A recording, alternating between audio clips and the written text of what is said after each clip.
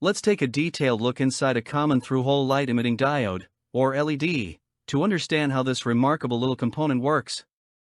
Starting from the bottom, we see two metal leads that allow us to connect the LED into an electrical circuit. It's critical to connect them correctly, and there are two easy ways to identify them. The longer lead is always the positive terminal, known as the anode, while the shorter lead is the negative terminal, called the cathode.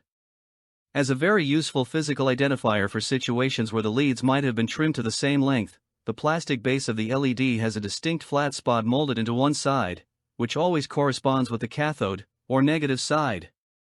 The entire assembly is encased in a hard, transparent or colored plastic shell, which is the epoxy lens/case. This has a crucial dual purpose. First, it provides robust physical protection for the delicate components inside, shielding them from moisture, dust, and physical impact.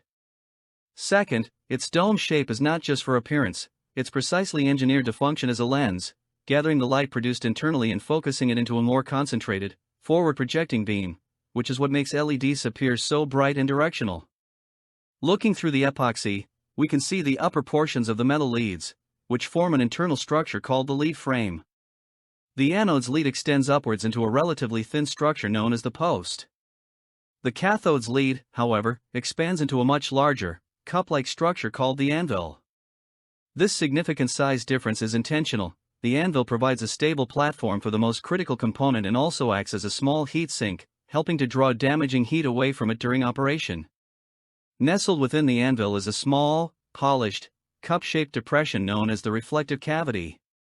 Its job is to act like a tiny, precisely angled mirror. At the very bottom of this cavity sits the absolute heart and soul of the LED, the semiconductor die. This is an incredibly small chip of specially engineered material which, when energized with electricity, undergoes a process where electrons release energy in the form of photons, which our eyes perceive as visible light. The reflective cavity ensures that nearly all of these photons, no matter which direction they are initially emitted, are efficiently captured and redirected upwards and out through the lens, maximizing the LED's brightness and efficiency. To finalize the electrical circuit inside the LED, an extremely fine wire bond, often made of gold for its excellent conductivity, arches from the top surface of the semiconductor die and connects over to the post.